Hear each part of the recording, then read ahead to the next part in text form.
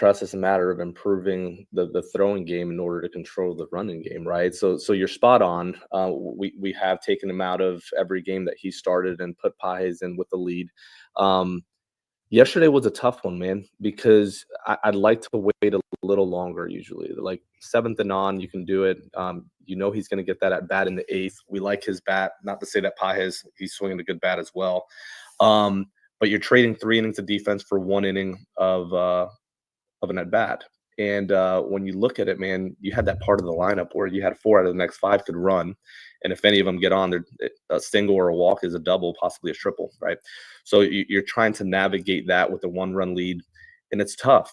It's when you're having to think about subbing your catcher out on a daily basis. That's not where you want to be. So we're continuing to work on it. I don't have a great answer for you today as far as what it's going to look like over the next 60 days. But I do know he's working extremely hard at it. What would you've done? Oh, I don't. Last night, I think you did the right thing because I understood. I saw your post-game explanation and it made perfect sense to me because you lifted him after he was the last out of the 6th. He wouldn't come up again for another 2 innings.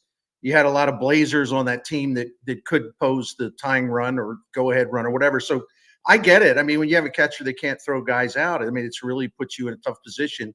But my question, a follow-up question is, well, there's 2, if you don't mind. I mean, number one, what responsibility do the pitchers have in all of this?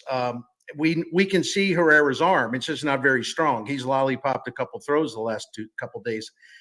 How can he succeed? If the pitchers can help him, great. But if he can't succeed based on a lack of arm strength, how can he be an everyday catcher in the big leagues?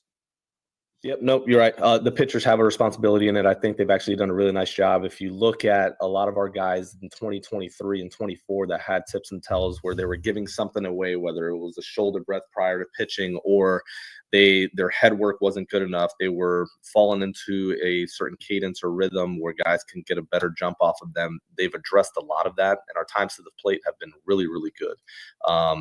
The last couple stolen bases, a 119, a 127. You want to stay under a 135. Like the guys have done a really nice job of doing their part.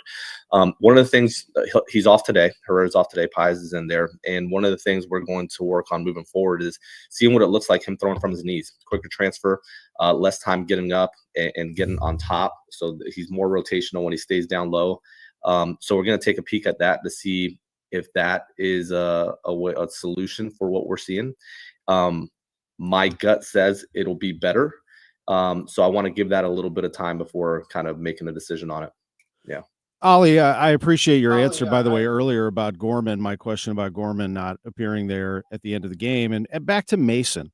I watched his comments after the game, and I expected him to be frustrated. He actually surprised me a little bit in saying he feels good. I mean, he barreled it a few times. Now, in the spring, he said whatever I was doing was not working. I didn't barrel anything. But he barreled yesterday. What do you see in him? Are you seeing a change in his attitude? And also, I guess my second part is, what is your backup plan at shortstop? No, there's no backup plan. Mason's our shortstop, man. Let's just go ahead and he's going to play short every day. He's in a good spot. Obviously, he's not getting the results that he wants, the results that we need. Okay, that's obvious. But he's in a good spot mentally, and it shows his maturity where he's not down on himself. He knows that this is a process. He knows where he's trying to get to, and he's not coming in pouting and frustrated and throwing stuff. He's a competitor, but he understands, like, man, I'm closer than people think, and he's sticking to it. So him and Brownie will continue to get after it, and BA and Packy in that group and do what's needed to get him back on track. But I actually like where he's at mentally. If I felt like he was on an island, just too frustrated to take that at bat last night, then I'd probably go ahead and do Gorman there. But because of where he's at mentally, I wanted to give him an opportunity to see if he can come through there, and that could spark a really good run for the type of emotional player that Mason is. Like if you go back to Contreras yesterday, like he bunts on his own, right? Lefty, you want to see Contreras do some damage there, all right? He took it upon himself to lay that one down, and that was his way of saying, hey, I know I'm not in a good spot. Like I don't feel good in the box right now. It's going to come, but this at bat right here, my best chance is to help the team move this guy over and let the two righties behind me try to do something. So there's a couple guys that are feeling really good about their swings right now. There's a couple guys that are kind of in and out. But will they get there? Yeah, I'm confident they will. Oli Marmol on the Gashouse Gang, sponsored by Siteman Cancer Center, national leaders in cancer. Oli with us every Tuesday from 12 until 12:30. And feel free to jump in on the chat if you're watching on YouTube or on Facebook, on Twitter. Go ahead and leave a comment, and we'll try to get to some of those or questions for the manager, Oli Marmol, during these conversations. And, you're talking about Contreras laying down the bunt. How involved do you get in something like that? I mean, he is a veteran. He's been around for a while now. If he does something like that, and maybe you did agree with it, or if you don't agree with it, is it something you address after the game, or you just let it go altogether? No, man, I trust my guys. You have to trust your veteran players. And if he's in the box and he thinks, hey, my best chance here is to move this runner over and let the boys behind me do their jobs because of how I feel, you have to trust that. And it just shows selfless. Like, he's selfless. Like, he really is. If you think about someone in Contreras' shoes and the type of just his presence, what he brings to that box, and for him to go, you know what, this is my best chance at this, like right now, you have to trust that. And I think it says a lot about him as a person, to be quite honest with you. Give it a week or two, that situation, no, he's going to be doing damage and doing what he does and hitting the ball over the park. But you have to trust how he feels in the moment. I've got no issue with it. If I could, I wanted to go back to Win just for a minute.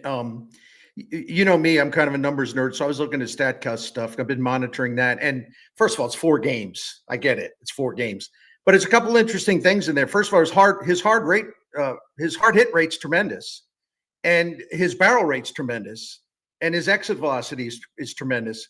But the problem is he's only put 7 balls in play, and there's a lot of swing and miss, and there's a lot of strikeouts. I noticed his launch angle from last season is up by a ton, right? Now, someone could look at that and conclude or maybe surmise he's trying to launch home runs. Is he getting outside himself a little bit by trying to elevate the ball?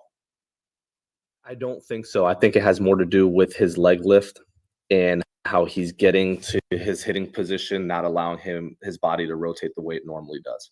So a lot of it will be addressed with how he's bringing that to his body and not just casting it out and getting outside of himself. That's something that they've talked about. They're going to continue to talk about and figure out a way to address. But no, I don't think this is a situation where he's just trying to launch, and because of it, we're getting these results. He'll tell you he'll take any knock right now. So no, it's not him just trying to leave the yard. No. And one more before we take a break, Oli, and these are all things that I took mental note of I haven't had a chance to talk to you during this first series.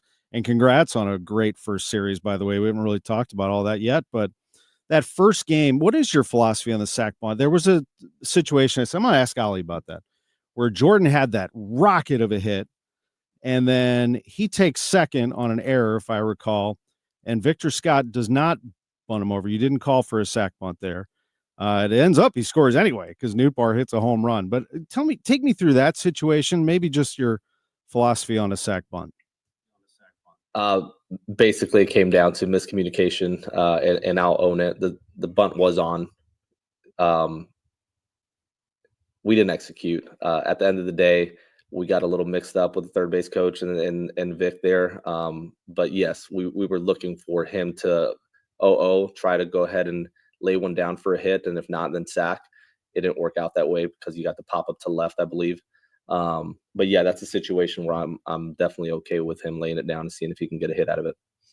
Cardinals manager Oli Marmol is with us here on the Gashouse Gang on KMOX. Another segment to go with the manager. Again, will be joining us every Tuesday from 12 until 12:30 and taking your questions as well. You can leave a comment on YouTube or Facebook or Twitter at KMOX Sports, or you can text us 314-436-7900. 314-436-7900. Oli Marmol with the Gashouse Gang on KMOX.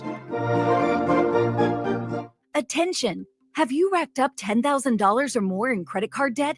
Are you barely getting by making minimum payments? With credit card debt reaching all-time highs, National Debt Relief is notifying consumers about significant debt relief options currently being made available to help those with overwhelming credit card debt. These options may reduce a large portion of credit card debt for those who qualify. You don't need to declare bankruptcy or take out a consolidation loan, and you may only have to pay back a fraction of what you owe, even if you have bad credit. National Debt Relief has already reduced the credit card debt for more than 550,000 consumers, so don't wait. If you owe $10,000, $20,000, or even $100,000 in credit card debt, you can now take advantage of this financial debt relief as the cost of living continues to skyrocket. To check what debt reduction you may qualify for, call 800-222-9599. 800-222-9599. Again, that's 800-222-9599. Seems everything costs more these days. Gas, groceries, and when's the last time you checked your wireless bill? Yikes. When it comes to big wireless, if you're staying, you may be overpaying. Here's how to get the same fast, reliable nationwide coverage without the big wireless bill. Switch to Consumer Cellular. Plans start at just $20 a month, and that's not a short-term promo. Our US-based experts will get you switched and saving in about 20 minutes. Call 1-888-FREEDOM, visit consumercellular.com or a store near you, and start saving today. Plans include $5 credit for auto pay and e-billing. Welcome to Staples. I hear Staples prints it all for any business. You bet, and we'll beat any print quote. So if I had a pizza place... Staples can print signs, menus, pizza boxes. A landscaping business? Oh, we can print yard signs, t-shirts, brochures. How about a pizza/landscaping business? I'll call it Dough and Mo. I like it. Right now at Staples, get up to $250 off your print purchase. Ends 4/5, exclusions apply. Visit staples.com/print for offer details. Price match guarantee valid in store and staples.com/print. Visit staples.com/price match for details. The Dave Glover Show, weekdays at 1 on 104.1 FM, KMOX. Gashouse Gang with Tom Ackerman, Bernie Miklasz, Chris Ranji, and Oli Marmol, who is the manager of the Cardinals and with us every Tuesday for the first half hour of the show. And Oli joins us now from Busch Stadium right now, down in the office, and it's sponsored by Siteman Cancer Center, national leaders in cancer. Oli is with us, and again, we've got Bernie and Tom. And as you're looking now at the beginning of the season, it's 4 games, just a general overview of it. How much can you take away from just 4 games of a season? Well, you look at the body of work in spring as well, and I like the demeanor of our club right now. You want to create an identity around an anchor to something, and when you look at our group right now, they're honing in on 2 things. They want to play the game hard, and that's a good place to be. I like our staff and some of the new additions. There's a lot of accountability. And when I say that, it's not just, when I say accountability, it's not yelling at guys, it's not getting on them. It's just there's a standard that we're committing to as a group. And if we commit to this, it's going to lead to this result. And it's just holding them to that every single day. And I think the staff has done a good job of that. The players are committed to it. And they're playing for one another, man. It's a group that's actually enjoying competing together, and that's been a fun thing to watch. It really has. Hey, Oli, I wanted to ask you something that doesn't have anything to do with necessarily on the field, but a lot of fans have asked me that, on my various media platforms. So I thought I'd hit you with it, because I'm wondering myself, quite frankly. You're in a kind of an awkward spot for a manager. John Mozeliak's leaving after this year. Chaim Bloom's on the way in, but Chaim Bloom's here. It's not like Mo's got him sealed off like in a locked chamber or something where he's not allowed to hang out with you or talk to you or whatever. But still, you got one boss on the way out, new boss coming in. Number one, is that awkward? How do you deal with that? And number 2, this is a question that really intrigues me. Do you communicate with Chaim Bloom? I mean, he's not going to telling you what to do. I mean, he respects boundaries. I get that, but I find it hard to believe that the incoming boss, who's been around for the second year now, you don't ask him what he thinks, or he may not, from time to time, tell you something he sees. Lay it all out there for us, man. No, that's perfect, Bernie. That's perfect. Here's how I would answer that. It's not awkward, because both of them have done a really nice job of communicating and collaborating. So no part of it up to this point has been awkward at all. With Chaim, a lot of my conversations, and we've had plenty of dinners, and he'll come into the office, are all revolving around the minor leagues. Rarely do we speak of anything big league related because his focus right now is setting up our minor league system for success this year. And they're doing a tremendous job of that with some of the new hires. So when it comes to speaking into big league activity, player, lineup, anything like that, there's been zero of that. It has all been around minor league coaching staff development, and then player dev. And that's where our conversations are really kind of honed in on. When it comes to the big league staff, no, not yet. And that's where he is super respectful of the fact that Mo's here, and that's Mo's job. So the collaboration with Mo has been around our roster and the construction of it and how we want to operate this year. Everything minor league related has been more Heim. How do you see a veteran like Nolan Arenado handling all of that as well? Arenado has come out and has started out very, very good. I mean, we see it. He talked it up in spring training that he was just a ball player going out. Take us behind the scene with Nolan Arenado in what has been a different kind of year for him as well. Exactly what you just said. The guy just loves baseball.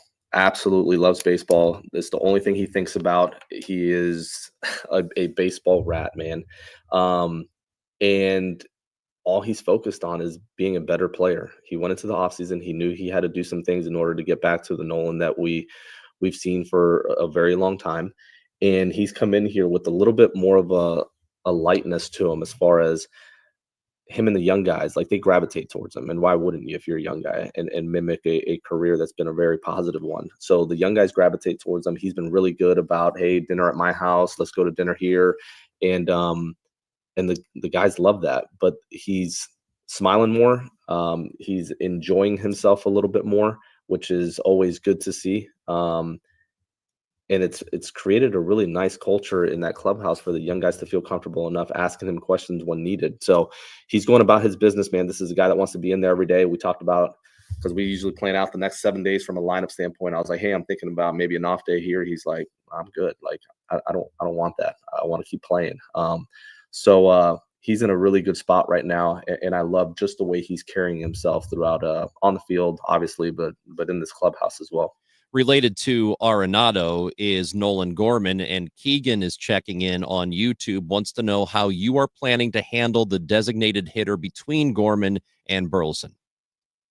Yeah, that's going to be an interesting one, right? And it goes back to Nolan, and I'm glad to see not walk through the doors, right? And there's a lot about him being elsewhere, and that was in order to handle the DH spot with Gorman and create opportunity for him at third base, which it complicates things a little bit, but it's fine. We'll navigate it. The season, 162 games, it solves itself at times.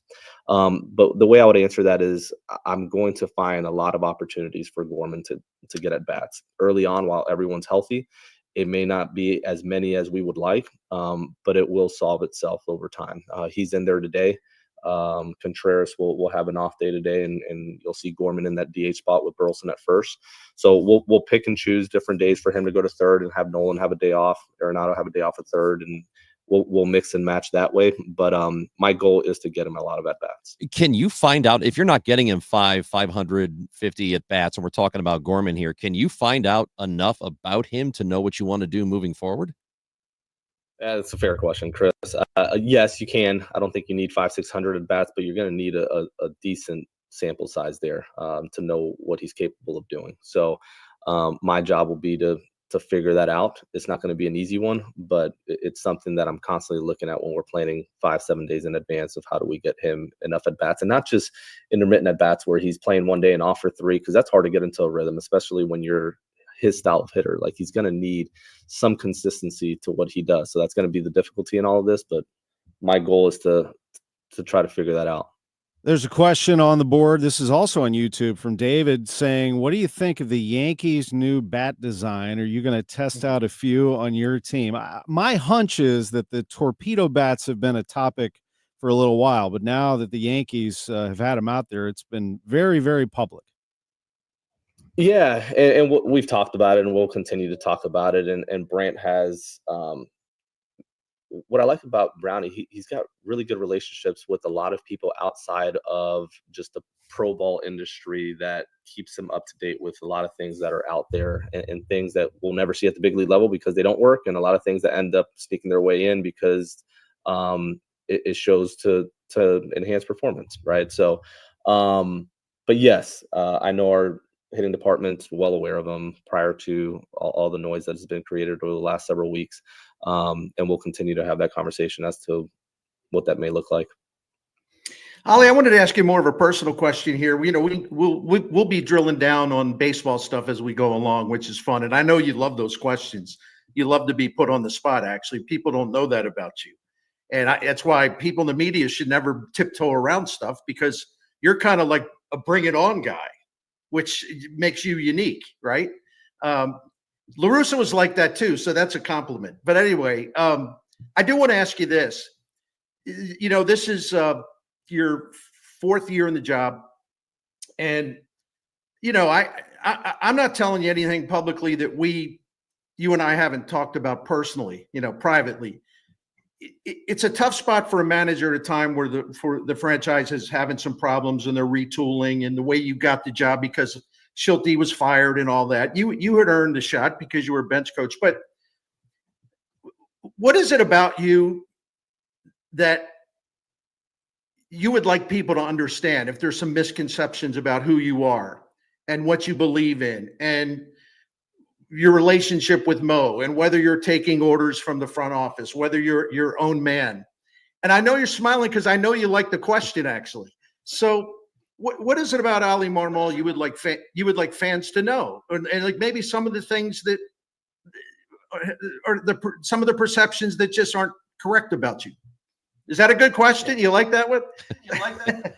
That's a damn good question. I wish I would known it was coming. I would have given it a little bit of thought. So I'll shoot from the hip here. I'll answer a couple of the things you just asked. When it comes to Mo,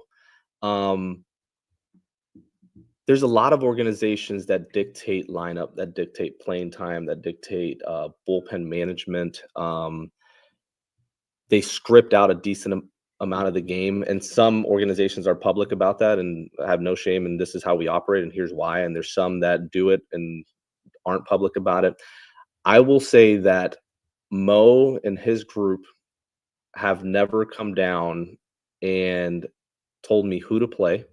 They've never sent down a lineup for me to play. They've never questioned playing time, bullpen move.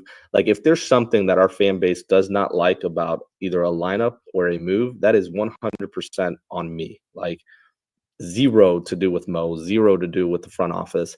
I can say that this fourth year managing, he's never come down once and said, hey, I'd like to see this guy in the lineup, or hey, why did we put this guy in the bull? Like, I'd rather see it this way.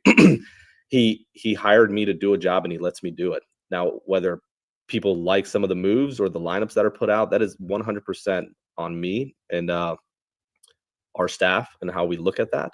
So no, I would say we are one of the few organizations that don't operate that way. And there's still a lot of organizations that don't operate that way. But is there collaboration on things? Absolutely. But when it comes to that stuff, no, man, he doesn't get involved to the degree that people think.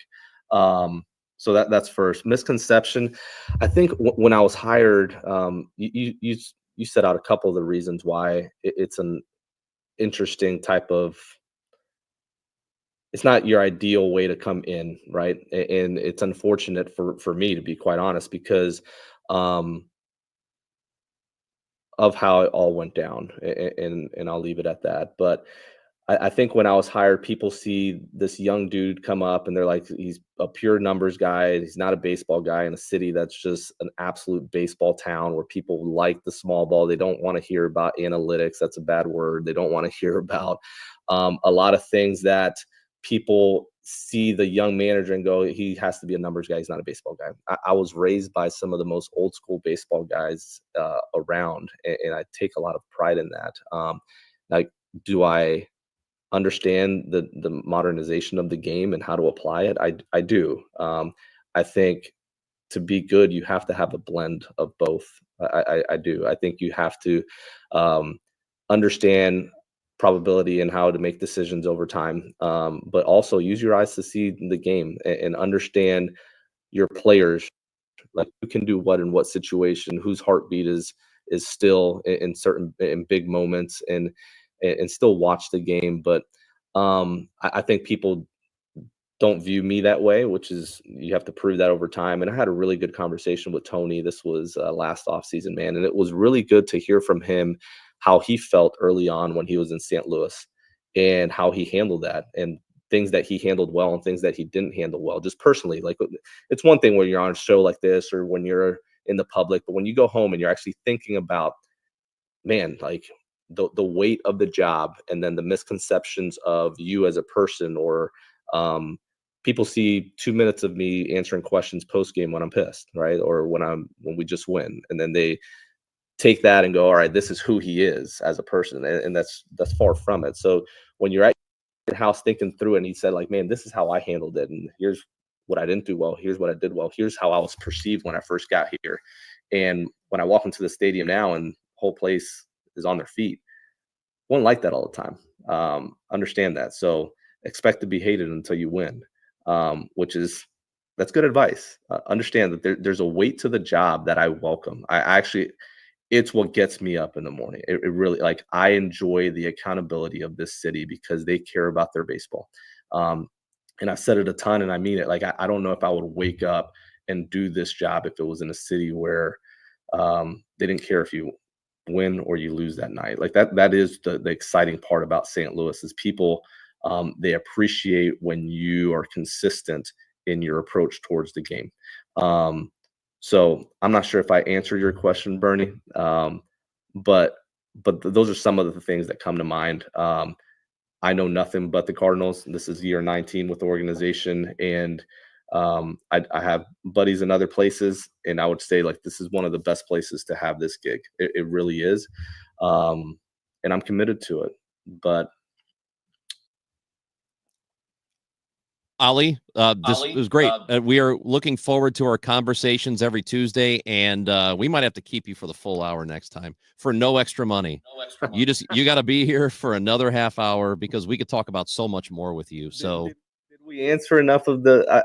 I just clicked on this and I saw that there's comments coming into the right. I was in a private chat by myself. You did great. And by the way, we'll get to more of those. Oh yeah, we're gonna get to them. We'll get to more of those as we go along every Tuesday. Having you, this has been great. Thank you, Oli. We totally appreciate it. We'll talk to you next Tuesday, 12 o'clock. You got it, brother. Appreciate you guys. Thank you. That's Cardinals manager Oli Marmol, again with us every Tuesday on the Gashouse Gang from 12 until 12:30. We've got David Eckstein coming up next, but Bernie Miklas, who's with us, is brought to you by Saliga Heating and Cooling, an American Standard heating and air conditioning dealer. Bernie, tell us about our friends at Saliga. I am proud to talk to you about Saliga Heating and Cooling. They've been taking care of St. Louisans since 1927. It's almost 100 years. I mean, Saliga opened the same year the 27 Yankees with Babe Ruth and Lou Gehrig and everybody. It's amazing. And Dan Saliga is the fourth owner-operator of the family business, and he's maintained the very high standards, the great standards. We've been a Saliga family for 16 years and can testify to their integrity, their professionalism, their knowledge, their promptness. When they tell you you're going to be at your house at a certain time, they're there. Not going to try to upsell you, talk you into something you don't need. And they also have that American Standard heating and air conditioning equipment. And part of that is they have their maintenance program, which is called the Priority Club. And I want you to take a look at that at SaligaHeatingandCooling.com because it'll save you money, because having regular maintenance on your equipment can extend the life of the equipment. But also you have the peace of mind in knowing that you're safe because everything is working well and there's not going to be any surprises. So Saliga's got you covered. Give them a shot. If you're not sure who to call, just bank on that track record. I mean, they opened in 1927. You think they'd still be going strong in 2025 unless they were great at what they did? Come on, this is a common sense type thing. All right. Saliga Heating and Cooling, SaligaHeatingandCooling.com. The phone number is there. Thank you. The Biz Dash returns for its 10th year as St. Louis's healthiest happy hour. All levels of runners and walkers welcome. Thursday, May 22nd at Energizer Park in downtown St. Louis. Create your company team today at stlbizdash.com. Hi, this is Charlie Brennan. I see clearly now thanks to the doctors, Greg Birdie, Ranjan Malhotra, Robert Brusati, and Andy Royer. You can too.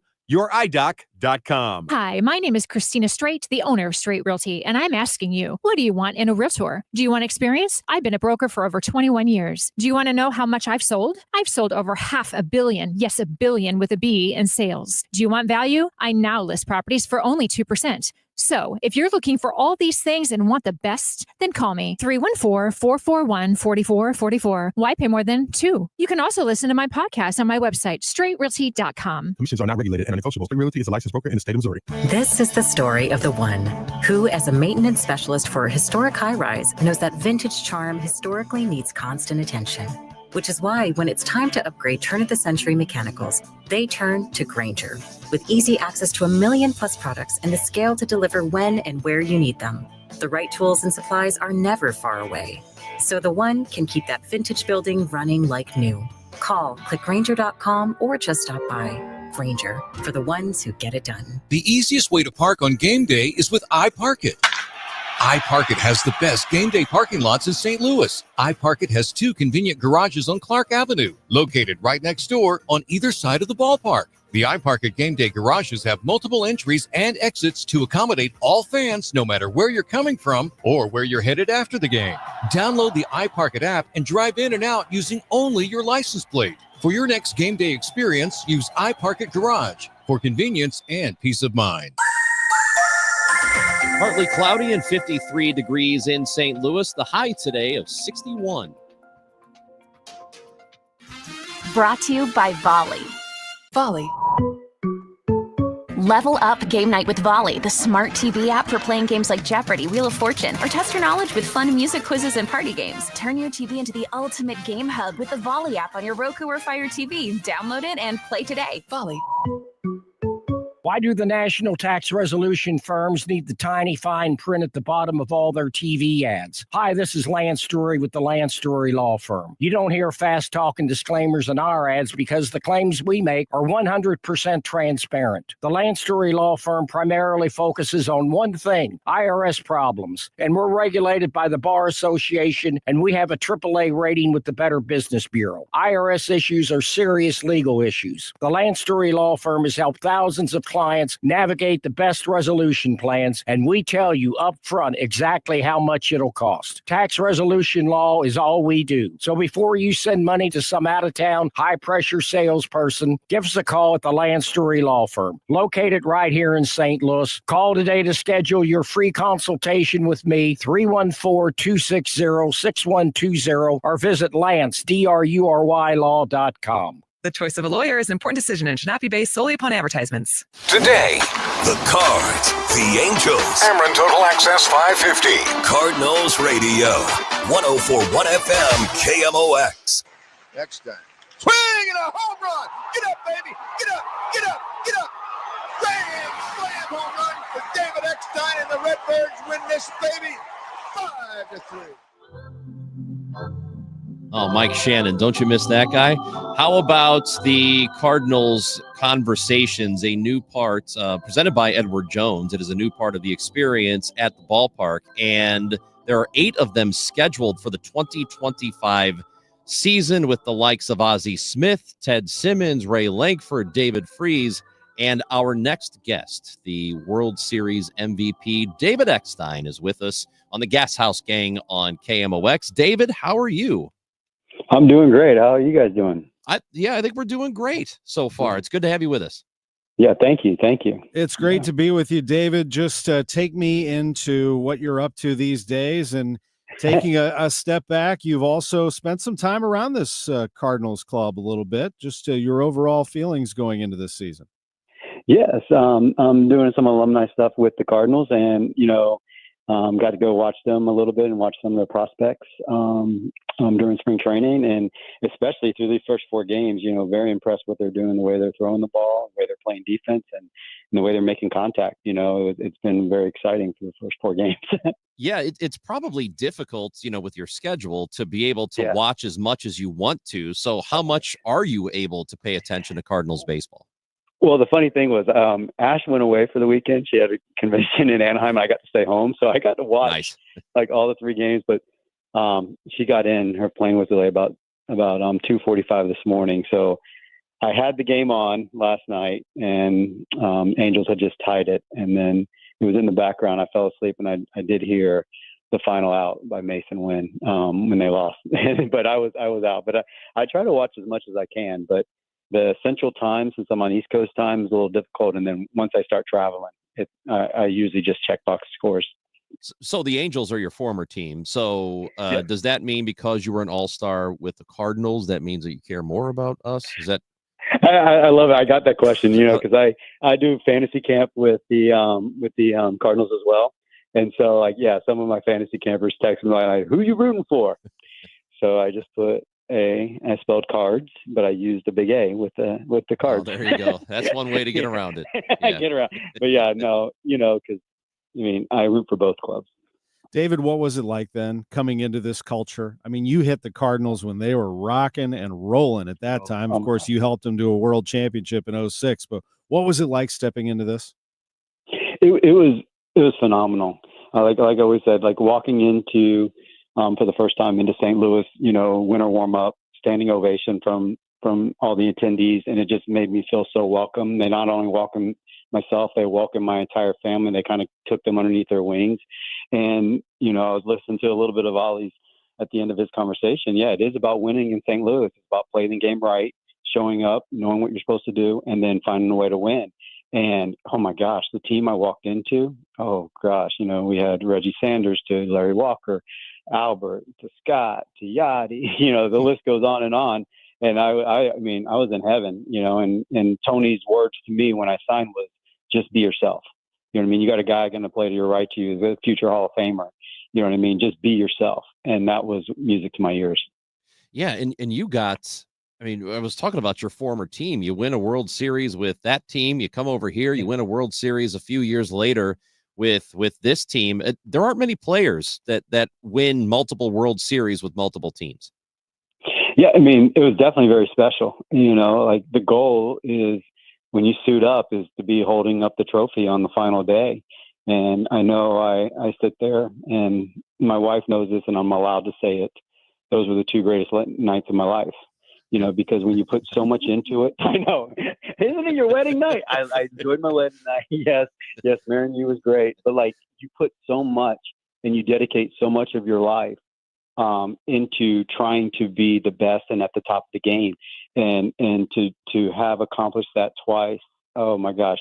And like I say, there's nothing on the outside world that even comes close to that adrenaline fix that you get playing in postseason. David, can you explain on that topic, by the way, how injured you were during the 2006 postseason and going into the world? It's unbelievable. I don't know how you did it. Yeah, well, because I had ripped my oblique off the bone, so I was coming back from that. And what we did not realize until the All-Star break of the following year, I also had an annual tear in the middle of my back. So I was being taped up from my whole left side of my rib cage was being taped up. Then, because I came back, with 10 games to play, so I played Friday and Saturday in Houston. And I was only supposed to play 2 games. We lose both of them. And I talked myself into a Sunday night game against Roger Clemens that night. And of course, in one of my bats, I pulled my hamstring. And so now I'm being taped with my hamstring. And then game 5 of the NLCS on the first play of the game, I dive and second degree subluxation of the left shoulder, but stayed in the game. So now I'm taped from my left shoulder down my thing. So my whole left side of my body was completely taped up. And took it from there. That was 19 years ago. I don't even know how you're healed by now, let alone like the same series. How are you still able to play? Oh, I know. Yeah, like it was. The thing about it is when it's just postseason, it's only for that one game. and everything. Like, you forget about a lot of the stuff, yeah, the body is sore now, and I don't know how much playing I'll be able to do going forward. But at that moment, there was no way I was not going to play.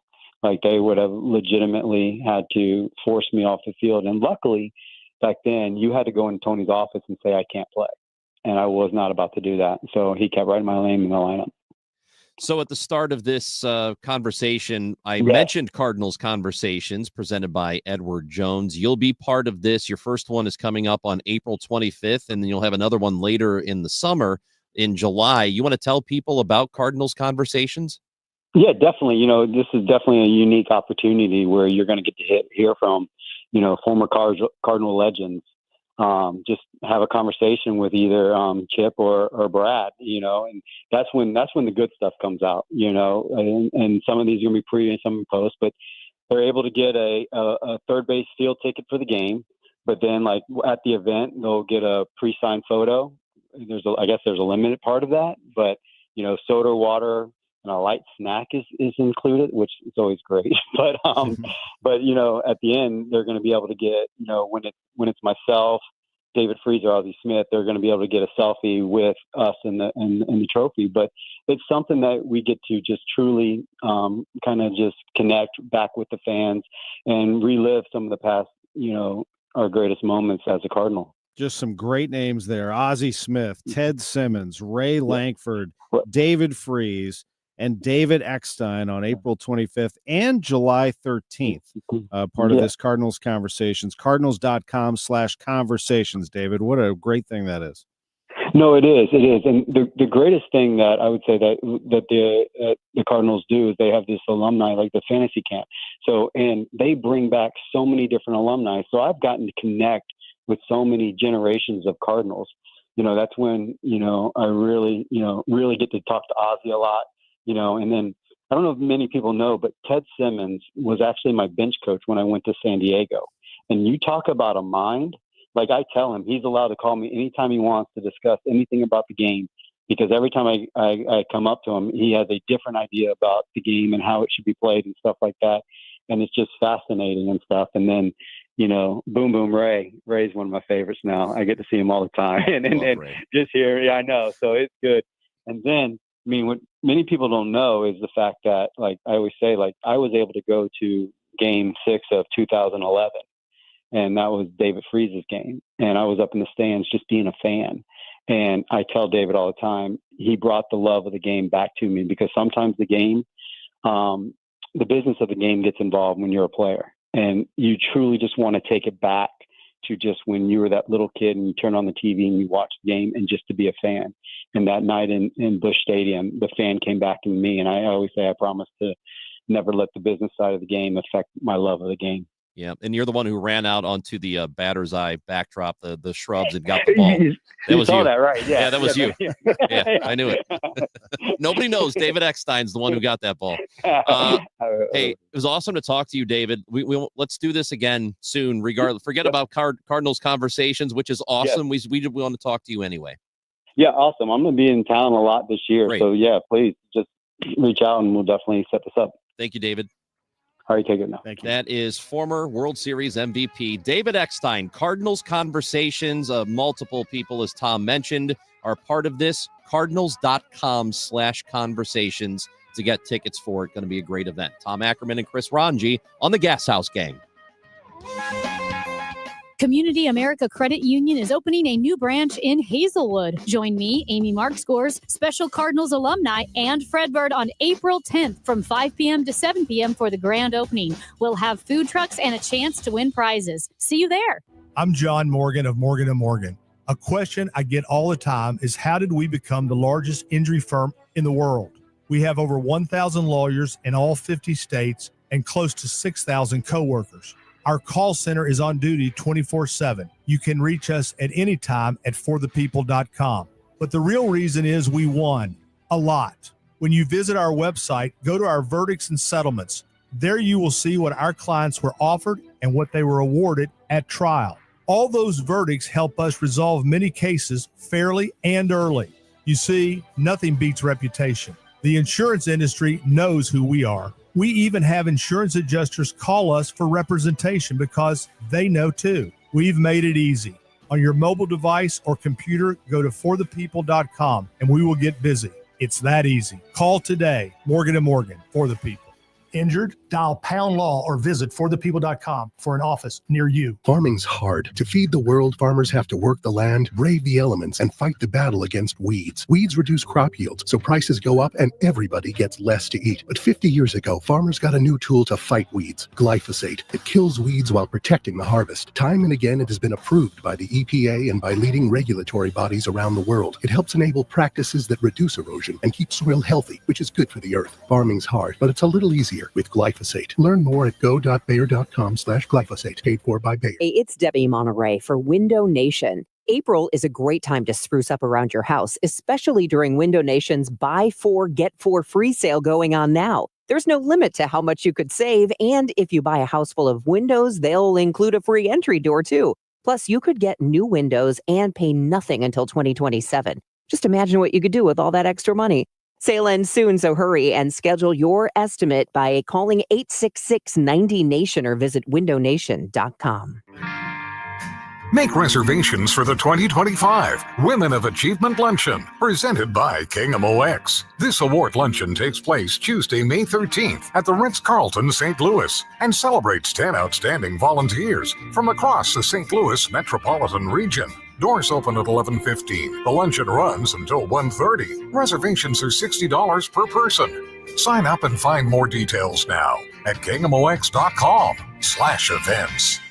Need a lawyer? Onder wins. Call Onder Law at 314-9-MILLION. That's 314-9 all zeros. Or go to onderwins.com. The choice of a lawyer is an important decision and should not be based solely on advertisements. From the very first phone call till they wipe down your brand new bathroom, it's going to be nothing but courtesy, professionalism with Michael's Baths. Hey guys, Dave Glover here with my friends at Michael's Baths. So they are completely local. They only do bathroom remodeling. They're sort of like Bath Fitter and 3-Day Kitchen and Bath and Jacuzzi, except they're 30 to 50% less than they are. They have total professional craftspeople who are putting in your bathrooms. If you are a veteran, you can get one for absolutely free. 636-775-0800 or michaelsbaths.com. Straight Realty has always been an industry leader when it comes to commissions. So it should come as no surprise that the recent Realtor settlement has only empowered us to continue offering our sellers even better rates. We now list homes for only 2%. Hi, I'm Christina Straight, owner of Straight Realty. Call me 314-441-4444. Why pay more than 2? You can also listen to my podcast on my website, straightrealty.com. Commissions are not regulated and are negotiable. Straight Realty is a licensed broker in the state of Missouri. We all hear the radio ads about the IRS. They tell you to be afraid, to be scared, and they try to frighten you into calling. I'm not here to do that. Tax Relief Advocates is different. TRA is here to tell you that if you owe money to the IRS, whether it's $5,000, $50,000, or $500,000, we have a solution. It doesn't matter if you're sitting in your car, at work, or with your kids. No matter where you are, call now. 800-575-6481. Don't lose hope. TRA can eliminate or reduce what you owe to the IRS. Generous programs are now available that can give you a fresh start. Our passion is taxes and helping individuals fix their IRS problems. We have over 1,000 5-star reviews on Google and an A+ with the Better Business Bureau. You don't need to be afraid of the IRS any longer. End your tax nightmare today by visiting us online at TRA.com or call 800-575-6481. That's 800-575-6481. Tax Relief Advocates. Real solutions for real people. Now, back to the Gashouse Gang on your home of the St. Louis Cardinals. 1120 AM, 104.1 FM, KMOX. Every weekday from noon until 1 o'clock, we do the Gashouse Gang. Tom Ackerman is with me, Chris Ranji, and we were pretty Cardinals heavy today. Oli Marmol's part of the show every Tuesday. Now we get a whole half hour with him, sometimes a little longer. David Eckstein just visited with us. But the Blues, Tom Ackerman, are trying for their 10th straight win. They've not done that since you know what season. That's right. 2019, the Stanley Cup year, and the Blues, a couple of news items for today. They will start Jordan Binnington in net. That has already been confirmed after their morning skate, and Jimmy Snuggerud is going to be ready to go tonight. Let's the go, Blues' man. top prospect. I mean, this is really getting interesting now. It's super You interesting. got these young guys, you got the veterans, you got the excitement. They hit, they score, they skate extremely fast, faster than they've been in a long time. This Blues team is the real deal. 7 games left to go for the Blues. They are 5 points in front of the next team, Calgary, so they are in fantastic position to secure a final playoff spot. Good luck to the Blues tonight, looking for 10 straight. We're going to be back. Actually, no Gashouse Gang tomorrow, early pregame show, but the Gashouse Gang will be back on Thursday at 12 o'clock right here on 104.1 FM KM.